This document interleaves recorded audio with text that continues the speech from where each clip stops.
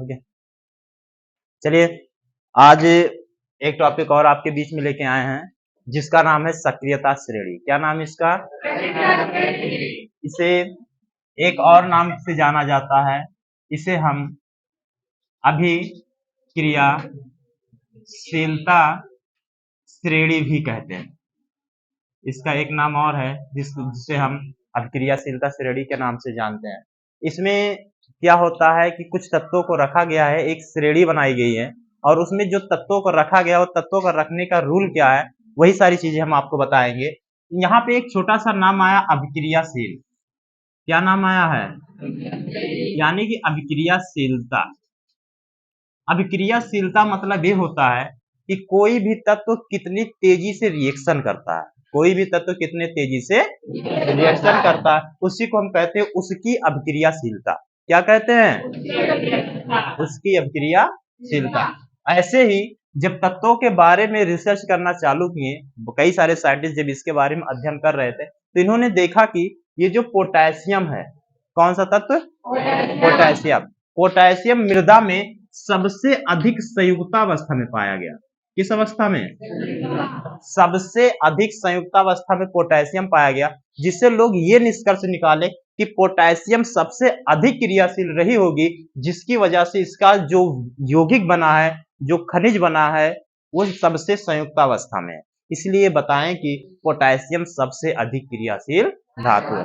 और जब इसके बारे में और जब साइंटिस्ट रिसर्च किए तो जब इन्हें सिल्वर मिला और सोना मिला, जब इनको इन्होंने देखा तो ये देख रहे हैं कि इसमें खाली इसके ऊपर थोड़ा सा गंदगी लगी थी, इसमें थोड़ा सा गंदगी मिली थी, लेकिन ये किसी से क्रिया नहीं किए थे, ये किसी से क्रिया नहीं किए थे। तो बताया गया कि ये जो होती है, ये दोनों धातुएं ये बहुत ही कम क्रियाशील होती हैं, बहुत ही कम क्रियाशील होती हैं, इसलिए इनको बहुत ही अलग रख दिया गया। कहने का आशय क्या है? जो धातु सबसे अधिक क्रियाशील है उसको सबसे ऊपर रखें और जो धातु सबसे कम क्रियाशील है उसको सबसे नीचे रखें। कहने का आशय ये श्रेणी बनाई गई थी क्रियाशीलता के आधार पर। किसके आधार पर? क्रियाशीलता के आधार पर। कहने का आशय क्या है कि धातुओं को, किसको? धातुओं को उनकी क्रियाशीलता के आधार पर, किसके आधार पर? क्रियाशीलता के आधार पर घटते या बढ़ते क्रम में। अब इसमें एक चीज और ध्यान रखिएगा, यहाँ पे हम लिखे हैं घटते क्रम या बढ़ते। घटते क्रम या बढ़ते क्रम मतलब ये हुआ कि हमें तत्वों को ऐसे व्यवस्थित करना है कि अगर से हम ऊपर से नीचे आ रहे हैं, यहाँ पे देखिए अगर हम ऊपर से नीचे आ रहे हैं तो इनकी क्रियाशीलता घट रही है। क्या हो रही है? घट रही है। तो इसको हम घटता क्रम बोलेंगे। अगर बढ़ता क्रम कहेंगे तो इसको सबसे ऊपर रखेंगे, या फिर ऐसे ही देखिए जब नीचे से ऊपर जाएंगे तो इसकी क्रियाशीलता क्या होगी? बढ़ेगी। तो ही कह रहे हैं घटते या बढ़ते क्रम में व्यवस्थित करने पर, क्या करने पर? व्यवस्थित करने पर एक श्रेणी प्राप्त होती है। क्या प्राप्त होती है? एक श्रेणी प्राप्त होती है जिसे सक्रियता श्रेणी या अभिक्रियाशीलता श्रेणी कहते हैं। कौन सी श्रेणी कहते हैं? अभिक्रियाशीलता श्रेणी या सक्रियता श्रेणी कहते हैं। कहने का आशय धातुओं को उनकी क्रियाशीलता के आधार पर घटते या बढ़ते क्रम में व्यवस्थित करने पर एक श्रेणी प्राप्त होती है जिसे सक्रियता श्रेणी या अभिक्रियाशीलता श्रेणी कहते हैं। इसमें धातुओं की क्रियाशीलता, ये जो श्रेणी बनाई गई थी, इस श्रेणी में सभी के सभी धातुओं को रखा गया था। किसको रखा गया था? धातुओं को। लेकिन इसी श्रेणी में एक हाइड्रोजन भी रखा गया। क्या रखा गया? हाइड्रोजन। अब इस श्रेणी में हाइड्रोजन क्यों रखा गया, इसके बारे में भी थोड़ा सा चर्चा करेंगे। जबकि ये कोई धातु नहीं है, यह अधातु है। क्या है? अधातु है। यहाँ पे देखिए पोटेशियम को, इस श्रेणी में पोटेशियम को सबसे ऊपर रखा गया। पोटेशियम को कहाँ रखा गया? पोटेशियम को सबसे ऊपर इसलिए रखा गया क्योंकि ये सबसे अधिक क्रियाशील भी है। उसके नीचे सोडियम को रखा गया। किसको रखा गया?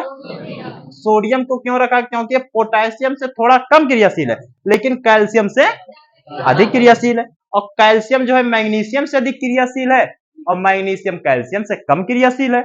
इसी प्रकार से इन्हें व्यवस्थित किया गया और इन्हीं धातुओं को व्यवस्थित करने पर एक हमें श्रेणी मिल गई। क्या मिल गई? जिसे क्या कहते हैं? ये आपके एग्जाम के दृष्टि से बहुत ही ज्यादा इंपॉर्टेंट टॉपिक है, अभिक्रियाशीलता श्रेणी। अब आता है, पूछता है कि इनकी विशेषताओं के बारे में बताइए। क्या बताइए? हाँ, इनकी विशेषताएं होती है, इनका महत्व होता है। तो इनमें मुख्यतः 2-3 महत्व होते हैं जो हम आपको बता रहे हैं। ये देखिए, इस श्रेणी में अगर हम ऊपर से नीचे आए, ऊपर से कहां आ रहे हैं? ऊपर से नीचे आ रहे हैं। तो ये बताइए, ऊपर से नीचे पोटेशियम अधिक क्रियाशील, सोडियम उससे कम, कैल्शियम उससे कम, मैग्नीशियम उससे कम, एल्युमिनियम उससे कम। इस प्रकार से इनकी क्रियाशीलता धीरे धीरे क्या हो रही है? जब हम सक्रियता श्रेणी में, पहला पॉइंट, जब हम सक्रियता श्रेणी में ऊपर से नीचे आते हैं, ऊपर से नीचे आते हैं, तो इनकी क्रियाशीलता क्या होती है? घटती है। क्या होती है? घटती है। लेकिन जब हम नीचे से ऊपर जाए, यहां से देखिएगा, हम नीचे से कहां जा रहे हैं? ऊपर। जब हम नीचे से ऊपर जाएंगे, ऊपर जाएंगे, तो इनकी क्रियाशीलता धीरे धीरे क्या होती है? बढ़ती है।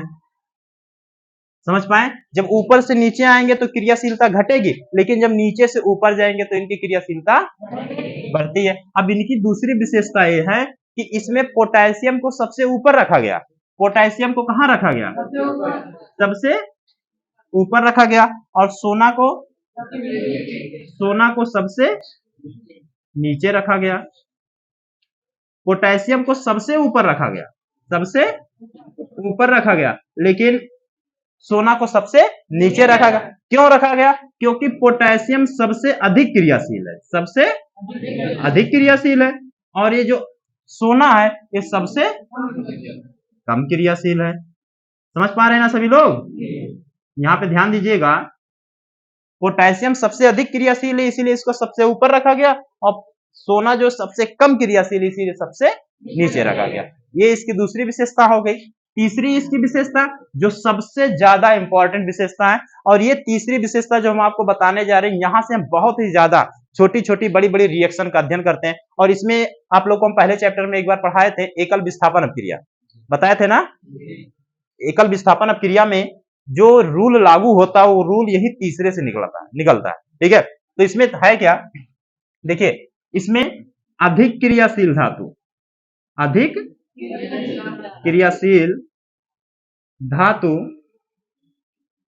कम क्रियाशील धातु के विलयन से, धातु के विलयन से, धातु के विलयन से उसको विस्थापित करके, उसको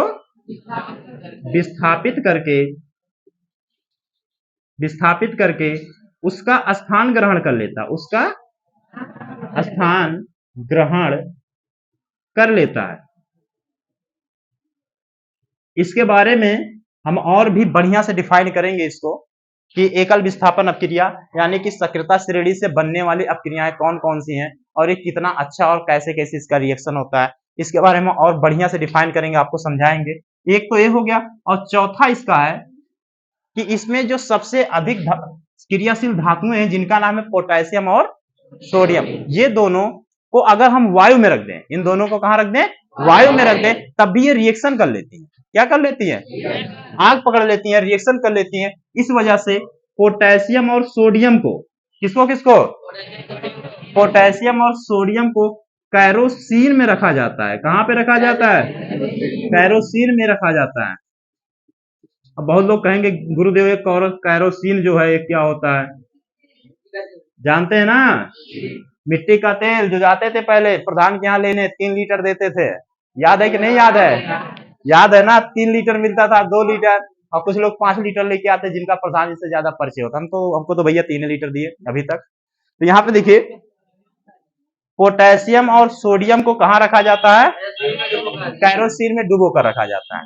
अगर इनको कैरोसिन में और कैरोसिन में क्यों रखा जाता है? क्योंकि पोटेशियम और सोडियम कैरोसिन से अपक्रिया नहीं करती। ये तो भैया रहा आपकी 4 विशेषताएं जो बहुत ही ज्यादा इंपॉर्टेंट है। एक बार पुनः हम इसको दोहरा दे रहे हैं। सक्रियता श्रेणी, सक्रियता श्रेणी किस पे बनाई गई है? धातुओं की अभिक्रियाशीलता के अनुसार एक श्रेणी बनाई गई है, जिसमें पोटेशियम को सबसे ऊपर रखा गया है और सोना को सबसे नीचे रखा गया। अब उसके बाद फिर से अभिक्रियाशीलता या सक्रियता श्रेणी कहते किसे है? धातुओं को उनकी क्रियाशीलता के आधार पर घटते या बढ़ते क्रम में व्यवस्थित करने पर एक श्रेणी प्राप्त होती है, जिसे सक्रियता श्रेणी कहते हैं। अभी आता है इसके महत्व के बारे में। महत्व कई बार पूछा गया है एग्जाम में, तो इसके विशेषताएं या महत्व क्या है? सबसे पहले जब हम सक्रियता श्रेणी में ऊपर से नीचे आते हैं तो इनकी क्रियाशीलता घटती है, और जब नीचे से ऊपर जाते हैं तो इनकी क्रियाशीलता बढ़ती है। दूसरा, पोटेशियम को सबसे ऊपर रखा गया क्योंकि ये सबसे अधिक क्रियाशील है, और सोना को सबसे नीचे रखा गया क्योंकि ये सबसे कम क्रियाशील है। तीसरा है, अधिक क्रियाशील धातु कम क्रियाशील धातु के विलयन में से उसको विस्थापित करके उसका स्थान ग्रहण कर लेता है।